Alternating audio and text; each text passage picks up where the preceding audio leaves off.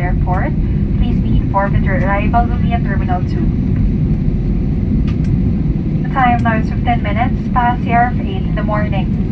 For safety, please remain seated until the seatbelt sign is switched off. Again, for your safety, please remain seated until the seatbelt sign is switched off. Be careful when opening the overhead compartment and please ensure you have all your personal belongings with you before leaving the aircraft.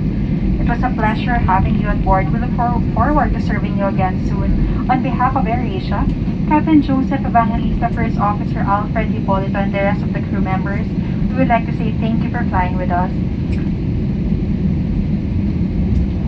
Sa mga mahal namin panauhin, kalalapag lang po natin sa Ninoy Aquino International Airport. Tayo po ay patungong Terminal 2 para sa inyong maayos na pagbaba.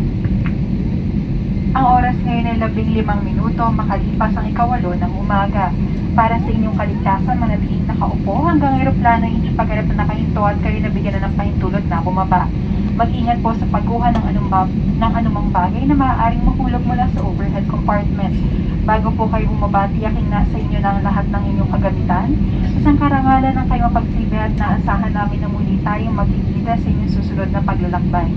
Sa ngalan ng AirAsia, ni Kapitan Joseph Evangelista, unang opisyal Alfred Hipolito at lahat ng aming mga kasama, kami po ay malugod nagpapasalamat sa inyong pagtangkilik sa amin.